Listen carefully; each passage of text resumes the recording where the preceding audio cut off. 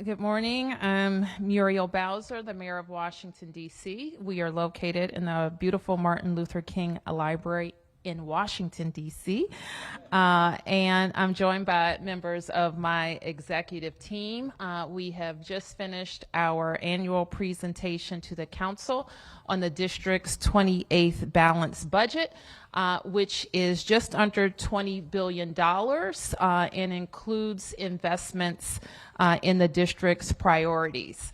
I think you heard some themes in that presentation. In that we were faced with a budget season that included decreased revenues and increased cost. And we've made the tough choices that were needed to be made to both balance the budget and invest in the district's strategic priorities that would allow us to make sure that we're on the path to a comeback in our downtown area, as well as investing in our people and growing our city. So with that, these guys will take all the tough questions. Questions? Sam? Yes, Mayor, I noticed that the buses didn't come up. Obviously, the council had asked for free bus service in D.C. Could you talk about that and the fact that you're cutting, I understand, circulator buses in half? Yes, so we recognize that there is going to be a continued discussion over the district's investment in transit. The council advanced a bill late last year to make Metro bus free, and we expect, based on what they've said, that they will continue to work through the budget process to do exactly that. I have issued some cautionary remarks about that. Number one, and I've asked the CFO to update his analysis because I think there's been some new information presented since the council took that emergency vote back in December. So I think it's important for the council members to carefully consider the cost. What it would cost to provide free Metro bus in the district, not just this year, but throughout the financial plan. What does it mean for the existing Kids Ride Free program? I have to admit, when this was discussed by the council in December, I thought that the free bus would offset Kids Ride Free and not be additive to the $26 million we already spend on Kids Ride Free. So I think there needs to be some confirmation around how those programs interact. We also know that Metro is planning to introduce a region-wide reduced fare program for low-income residents across the region. So how does that interact? And the requirement, which was not considered in the December vote, was free Metro access. Right. So taking all that together, I hope that the council proceeds with all of the up-to-date cost information. What you will see in my budget proposal is we don't make huge new program investments. And that is the context that we entered this budget year in, and that I hope continues throughout the discussion. We also, because we're having this transit discussion, look very closely at our costs for the DC circulator, the ridership of the DC circulator, and how it fits into the larger transit discussion, and made the decision to recommend eliminating three of the 6 routes. Why is that? I just said. I'm saying why are you eliminating 3 of the routes? I just explained. Can you that. Explain again?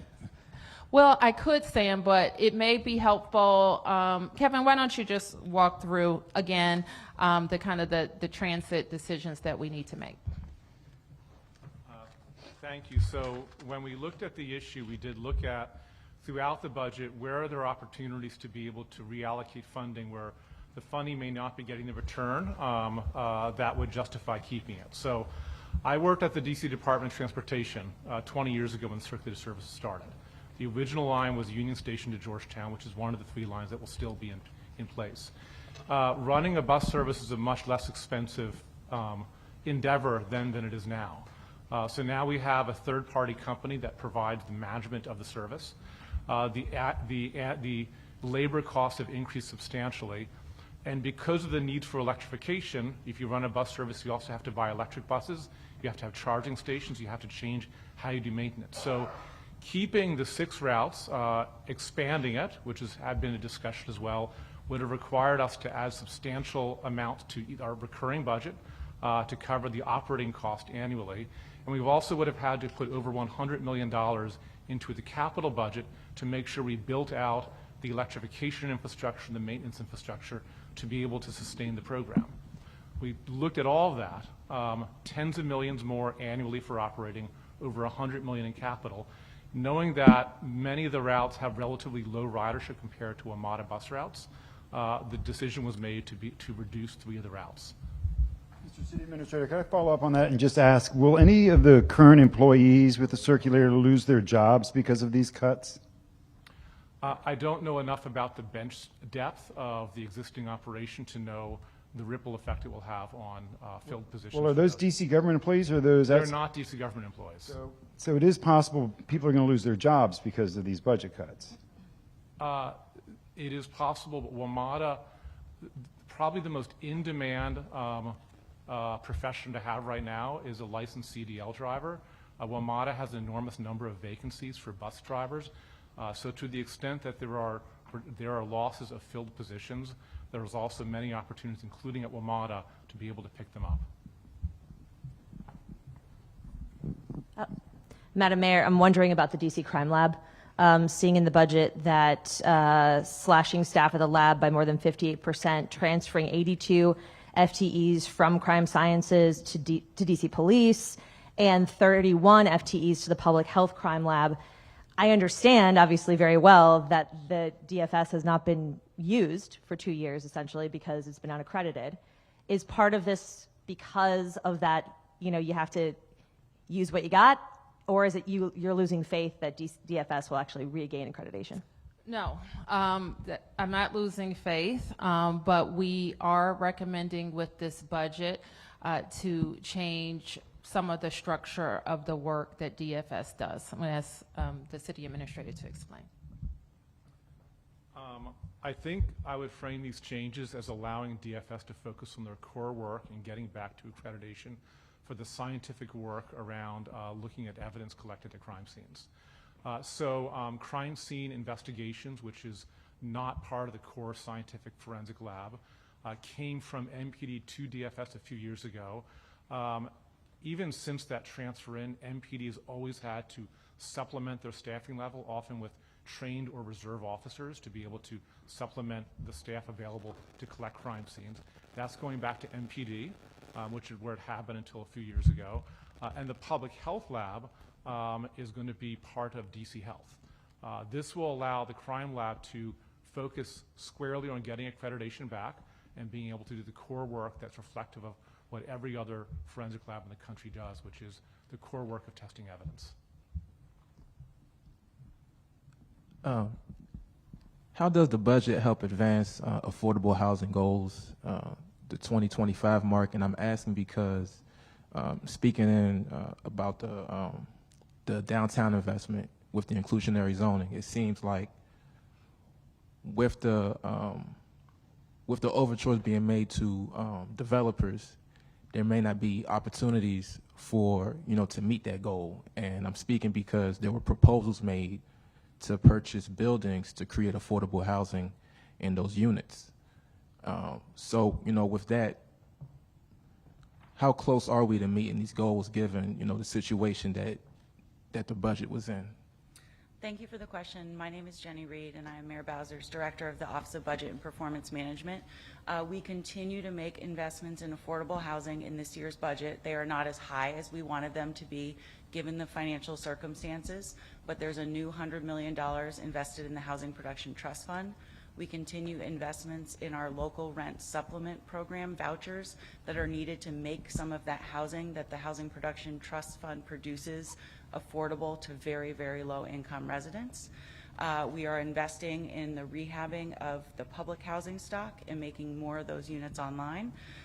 We are also investing as part of that housing and downtown tax abatement. There are set-aside requirements for affordability at moderate income levels.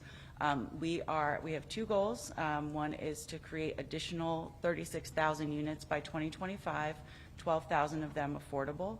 We're about 70% of the way on the affordability goal. This will help get us a little bit further, and then we'll have to look really closely at how those different proposals to come in to know if we're going to have to extend that deadline a little bit farther out. Follow-up question.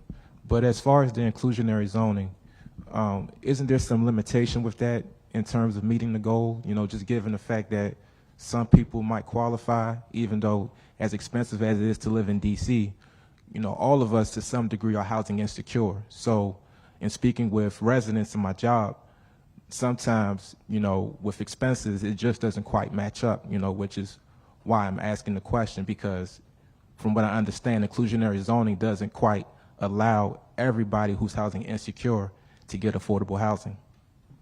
That's true. Inclusionary zoning is one tool in our toolbox. It is not the, it's not what, it's not the only thing that will allow us to have more people live in the district.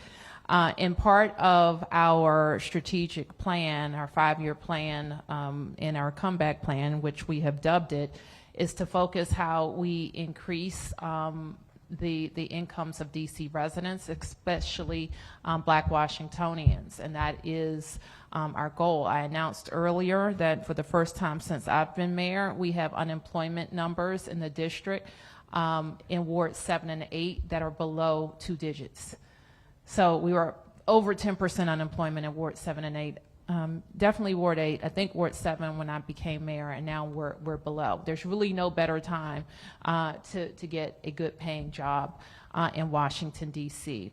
And part of our focus and investments in this budget make sure we're preparing D.C. residents to do all of those things, from our investments at OSSI in the DC Futures program that allows tuition payments in high demand fields, to our investments in advanced technical centers that are preparing our DC public school students for work in our high demand field. So that we cannot forget has to be our focus on making DC more affordable for more people.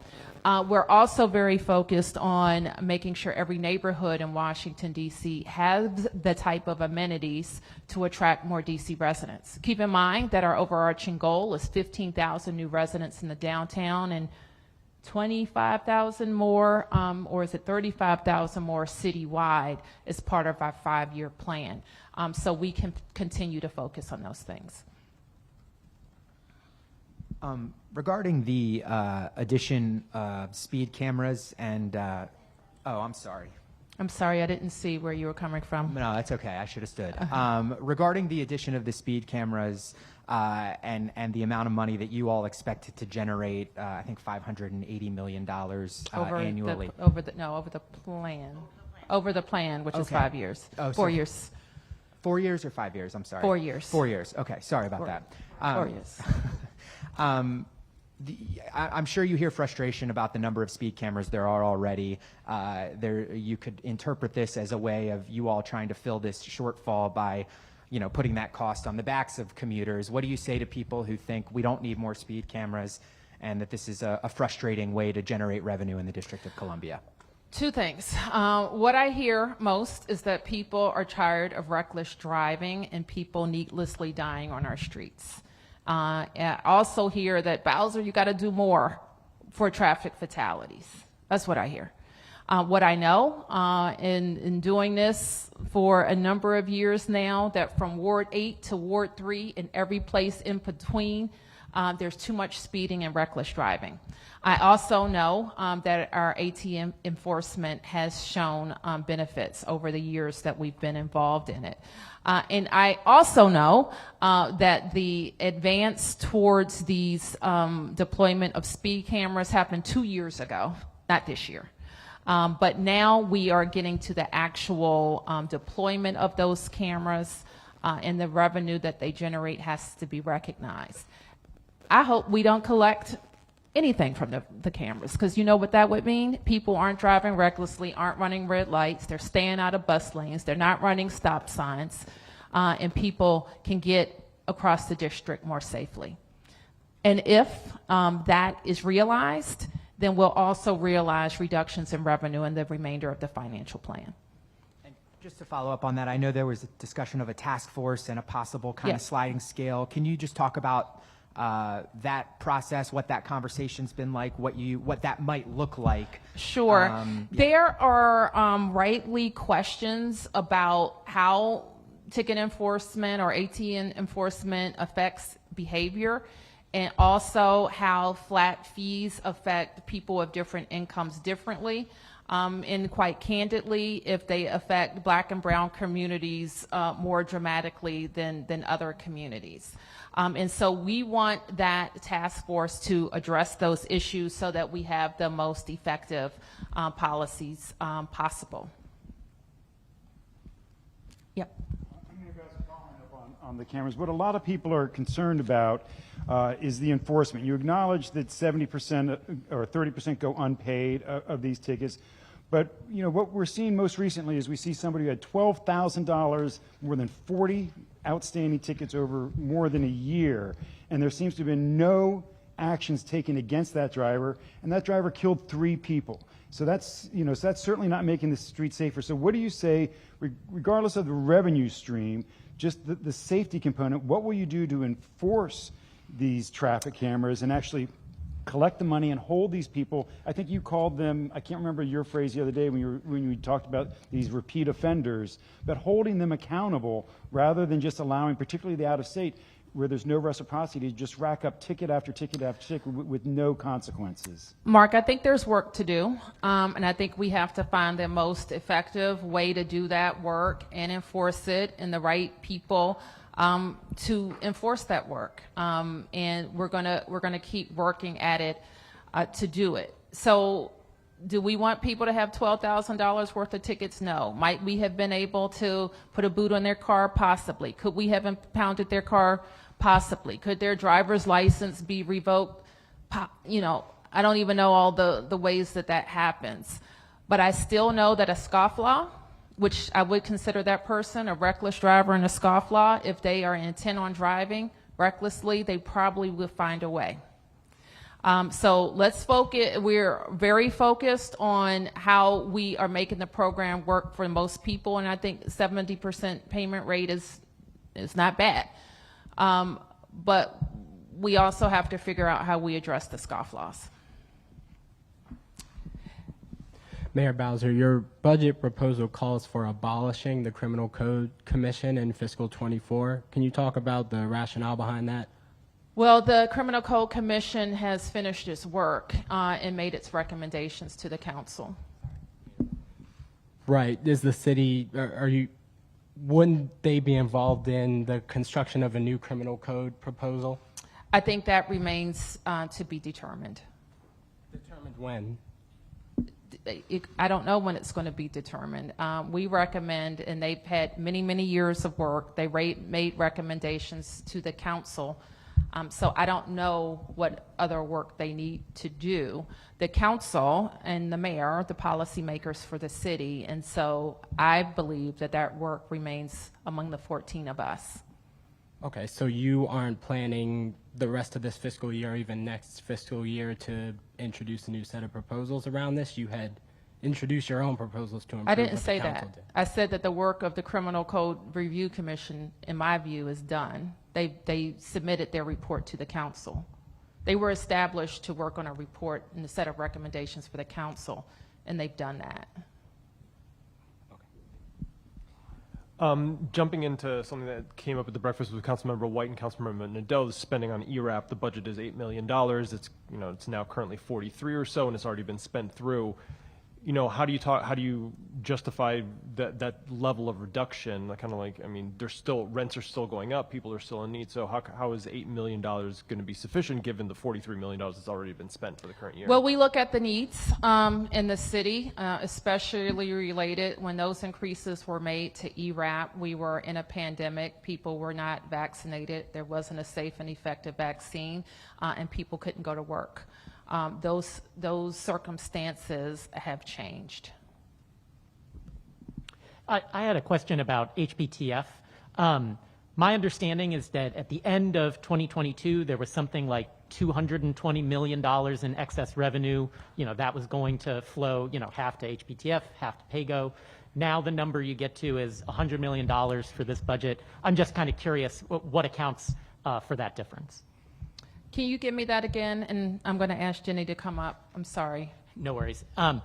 HPTF. Yes. At the end of 2022, with the excess revenues that were certified, my understanding it was something like $220 million that would go to both HPTF and then to PAYGO. So how do we get to $100 million in this budget? So the answer is that we utilize that surplus from FY22 to help close the gap, which is something we've done in prior years. And just so everybody knows, we had a $1.7 billion gap to close following the February revenue estimate that the CFO delivered. All right, we'll take a couple more. Okay. Yes, Mayor. So in the your previous presentation, you talked about non-police working in downtown DC, and I'm just curious. You talked about it quite a bit, but what are your ideas as to who would play this role? I'm just curious what the police chief might think about. What would these non-police do that would make downtown safer? Well, what I talked about, Sam, was kind of following what I believe is the council's intent over the last several years. I have a chart.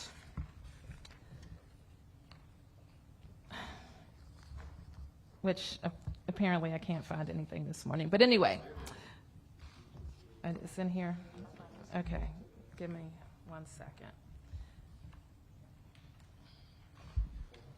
Here it is. Okay, this is our chart.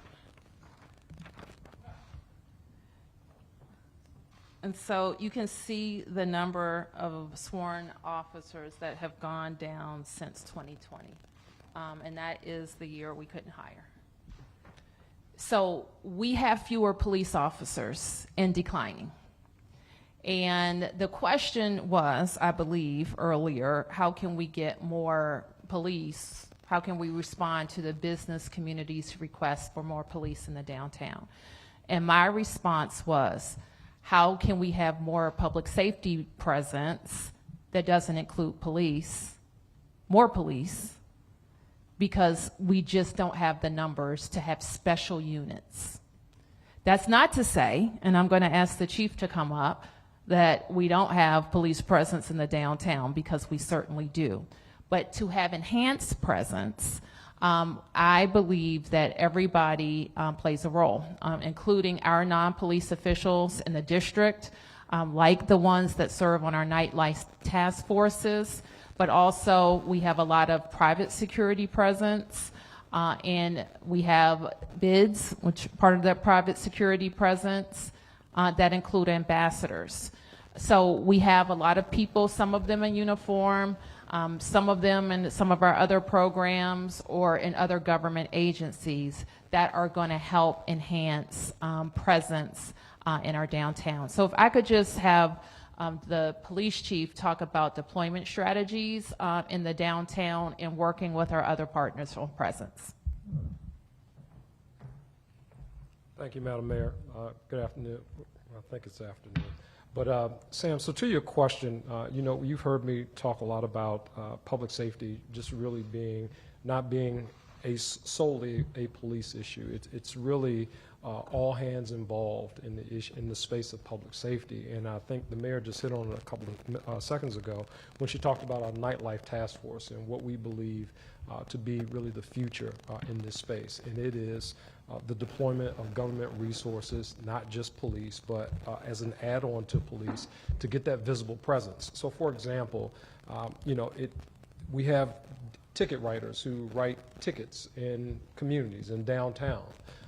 There could be an opportunity at some point for other people, non-police people, to take non-emergency type reports, a theft report, for example.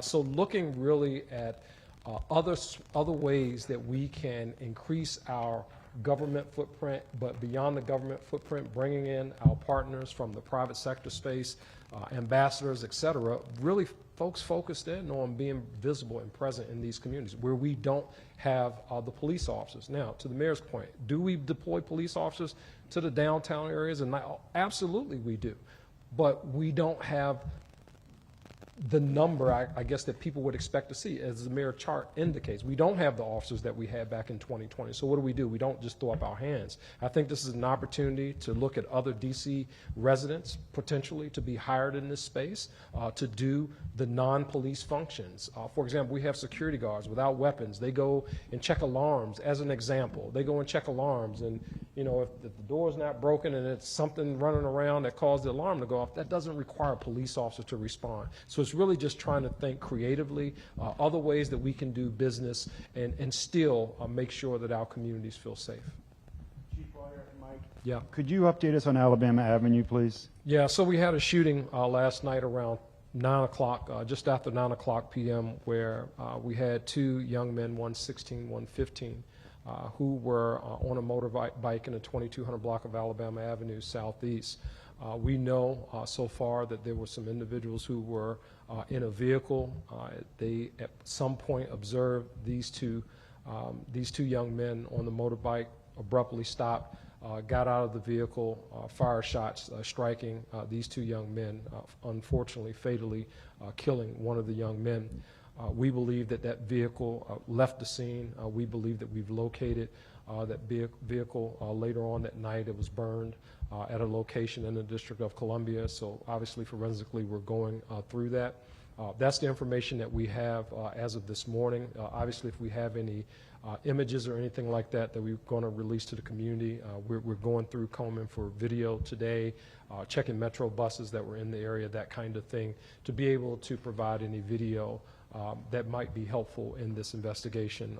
Unfortunately, we don't know what the motive is, why someone would choose that time of the evening to shoot these two young men, but it's part of the investigation. So our homicide guys are working on it. Was there an exchange of gunfire?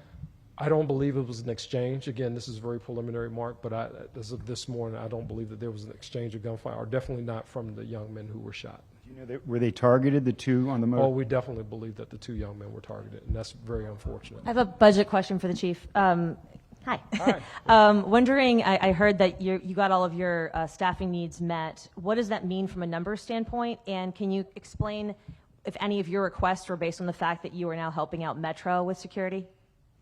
Well, it has nothing to do with Metro, but we have had very intense discussions about with the hiring projection, what does it look like, a realistic projection of what we can bring into the door and have ultimately these officers on the streets of the District of Columbia. So we wanted to be realistic in that space, continue to focus on our police cadet program as a pipeline.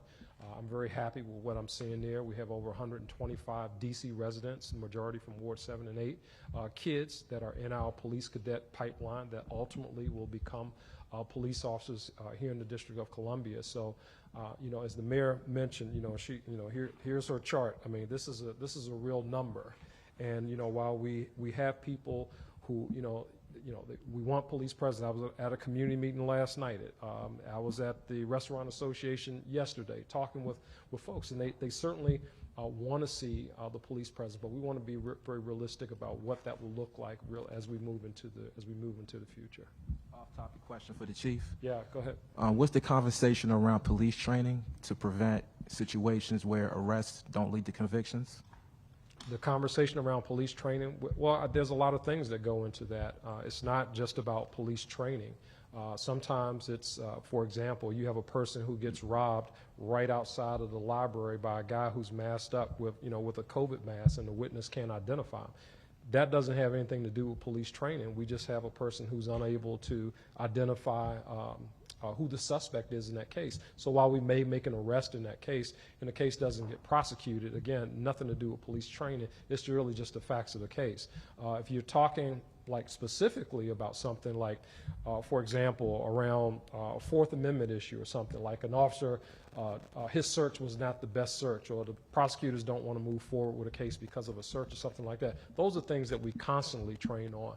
We work with our partners at the OAG's office, at the U.S. Attorney's office, to identify in our monthly meetings. Matter of fact, I think I have a meeting with the USAO today and his team to identify any issues in any spaces that adversely impact cases, to take those things back to train our officers on. So that's a constant thing that we're doing.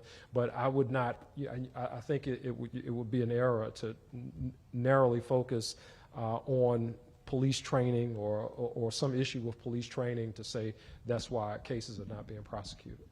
Yep. Follow-up question? Sure. What's the status of the investigation involving Delaney O'Martin? Who? Which one? Oh, thank you. Thank you. I thought you were talking about another. Okay. So obviously, that just happened over the weekend. MPD, Internal Affairs, we're investigating that case. It's unfortunately someone lost their life, but as we do in any case involving the use of force by a law enforcement officer in the District of Columbia, the Metropolitan Police Department has primary jurisdiction and authority over that investigation. Once we complete our preliminary findings, that information will then be passed along to the United States Attorney's Office, where ultimately a decision will be made about whether or not the shooting was justified, not justified, legal, lawful, unlawful, and then we would go from there. But right now, our team is still gathering information from the weekend, and then that information will be submitted to the U.S. Attorney's Office. And the status of the officer that went in the back seat of the car? It was a U.S. Park Police officer. Last I heard, it was he may have been treated for some injuries and released or something, but I'm not sure what his duty status is. Thank you. Okay. Off topic, if it's a legal question, we'll reset for those later. Off topic on anything else? You have an on topic, Martin?